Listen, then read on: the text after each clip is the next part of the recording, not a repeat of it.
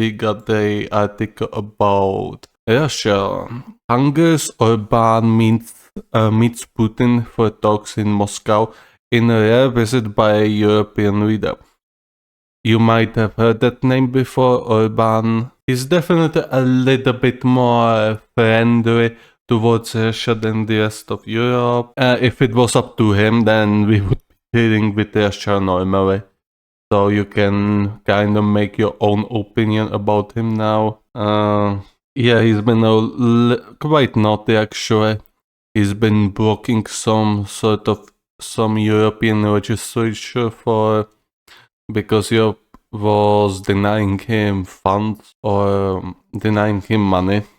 So it was a little bit back and forth before they got an understanding. So now we're gonna read it. We're gonna read it and see what Orbán came with. Budapest. Hungarian Prime Minister Viktor Orbán visited Moscow on Friday for a rare meeting by a European leader with Russian President Vladimir Putin and discussed peace proposals for Ukraine, which triggered condemnation from Kiev and some European leaders and officials. Also, fun fact, he visited Kiev like 3 days before. Orbán's visits come only days after he made a similar unannounced trip to Ukraine, where he met with President Volodymyr Zelensky and proposed that Ukraine consider agreeing to an immediate ceasefire with Russia. The number of countries that can talk to both warring sides is diminishing, Orbán said.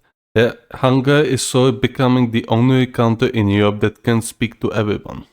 Hungary assumed the rotating presidency of the EU at the beginning of July, and in comments at the beginning of their meetings that were televised, Putin suggested that Orbán had come to Moscow as a representative of the European Council.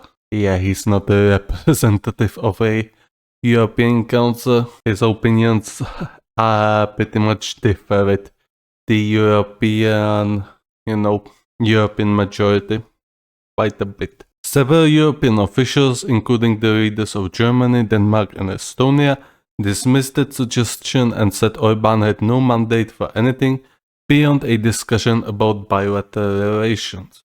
The Hungarian Prime Minister, widely seen as having the warmest relations with Vladimir Putin among all European leaders, has routinely blocked, delayed or watered down EU efforts to assist Kiev and impose sanctions on Moscow for its actions in Ukraine. He has long argued for cessation of hostilities in Ukraine, but without outlining what that might mean for the country's territorial integrity or future security. Yes, these kinds of people that just shout for the peace, but when you ask them how that peace would look like, they won't tell you shit. Or they're gonna tell you that Russia is gonna get everything they want. A little bit oversimplified, however not that far-fetched. That posture has frustrated Hungary's EU and NATO allies, which have broadly considered Russia's action as a breach of international law and a threat to the security of countries in Eastern Europe. Orbán said he told Putin that Europe needs peace, adding that he asked Putin for his thoughts on existing peace plans and whether he believed the ceasefire could precede any potential peace talks. Spineless reader. So basically he came to Moscow and asked Putin about his thoughts about his, directive. Spineless. Like, one would expect when you're talking about peace that you would come with some sort of peace resolution in your head and not to ask Putin on, but what do you think, my lord? What do you think about that? Those hedonists, peace offers? Clown. What is thy bidding, my master? In a statement after the meeting, Putin repeated a previous demand that Ukraine withdraw its troops from the four regions that Ukraine claims to have annexed in 2022 as a condition for peace talks. Ukraine and its Western allies have rejected the demand, suggesting it is akin to asking Ukraine to withdraw from Ukrainian territory.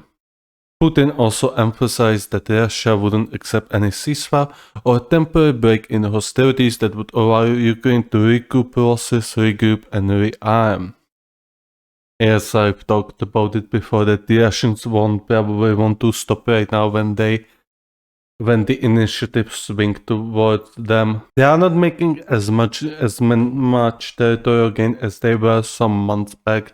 However, even now the front lines are still moving and the Russians are still inflicting casualties upon Ukrainians and are exhausting the Ukrainian military as we speak. The two leaders also discussed bilateral relations, and Putin said they exchanged views on the current state of Russia-EU relations, which are now at their lowest point. Ukraine's foreign ministry said in a statement that Orbán's decision to visit Moscow was made without approval or coordination with Kiev. It added that the principle of no agreements on Ukraine without Ukraine remains inviolable for our country, and called on all states to strictly adhere to it. Putin's spokesperson Dmitry Peskov said the visit to Moscow was Orbán's idea and was only agreed to on Wednesday, according to the Russian state news agency TASS. Peskov added that Moscow valued Orbán's strong, clear and consistent course aimed at trying to resolve the conflict. But what I read here does not strike me as a... What was it? Strong, clear and consistent. Well, consistent, he probably is consistent actually, I'm gonna give him that. Strong, hardly. And I disagree. Without approval. Whose approval? Who the fuck cares? I mean, sure, visit whoever you want, I mean, I don't give a damn.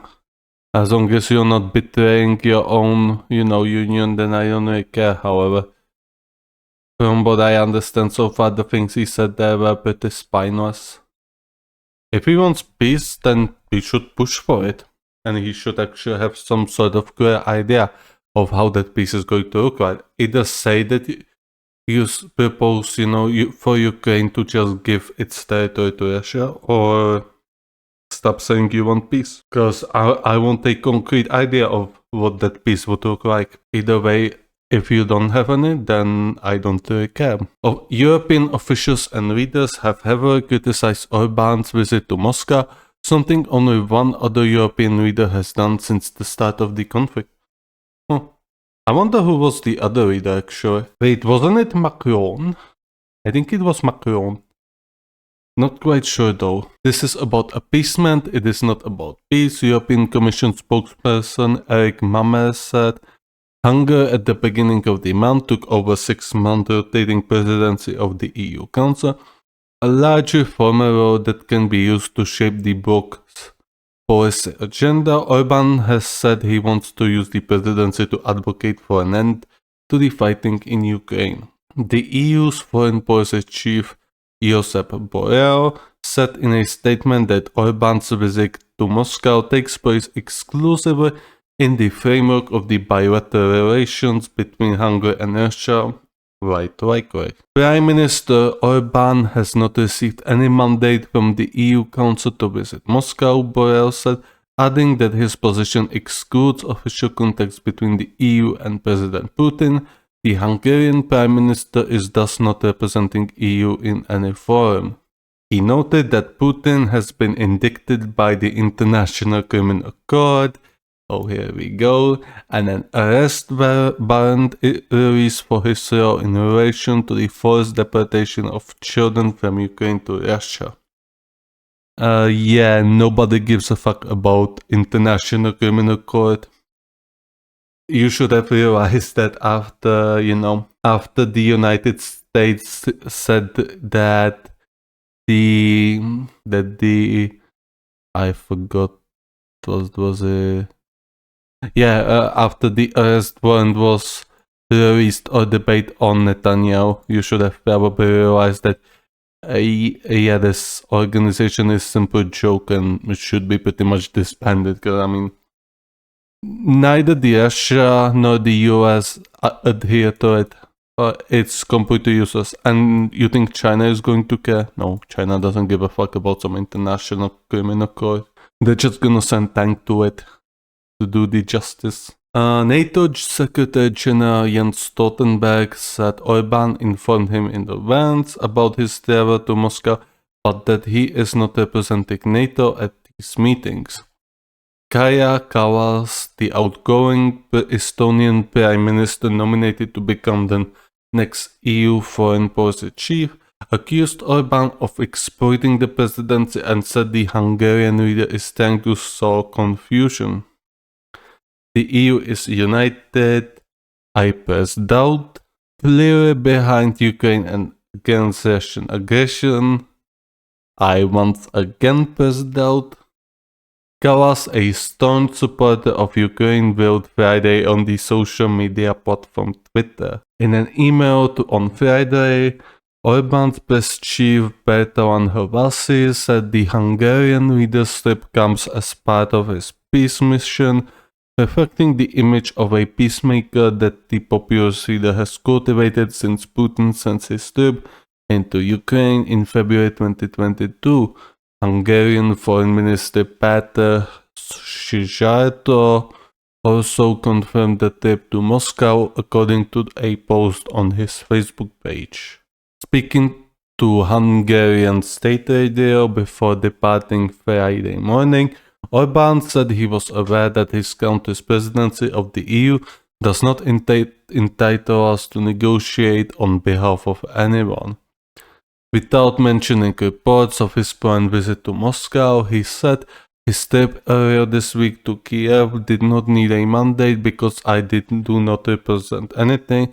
The only thing I do is I go to those places where there is war or a threat of war that has negative consequences for Europe and Hungary as well.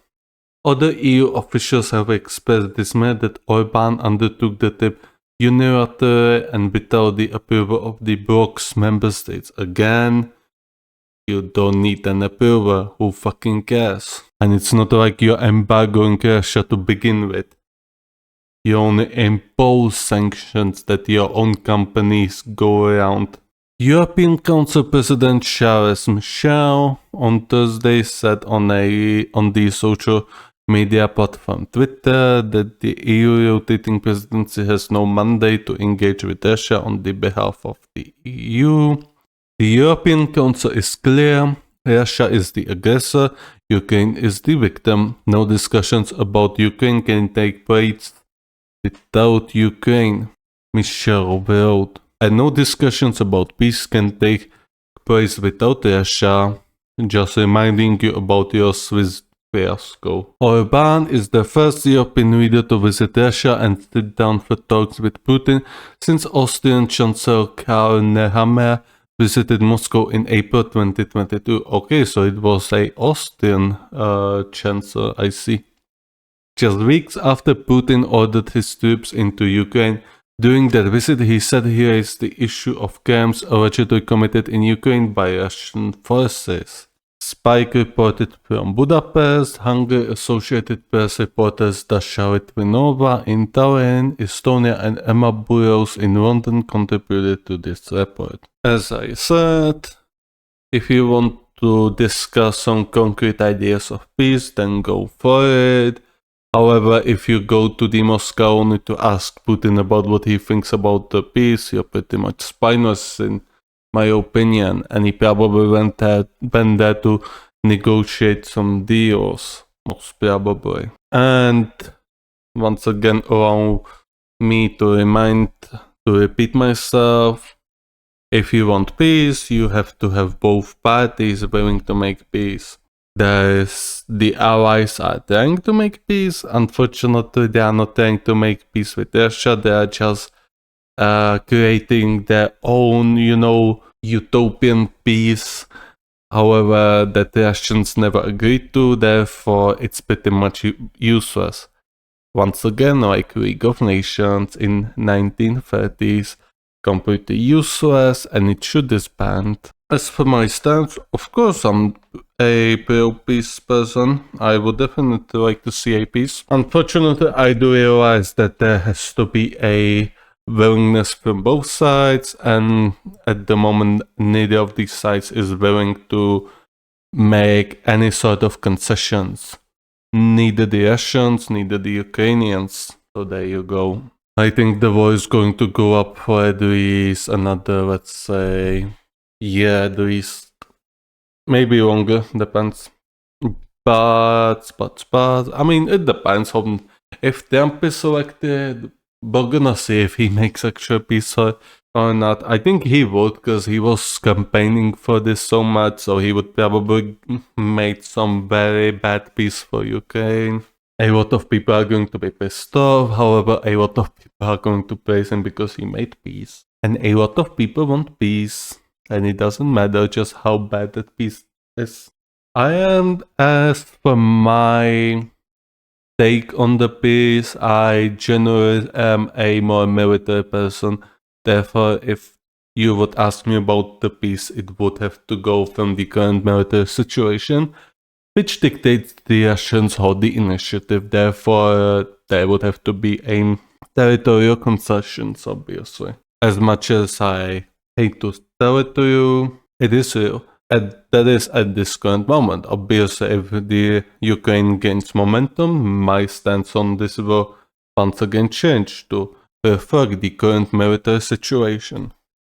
There you go. So moving on.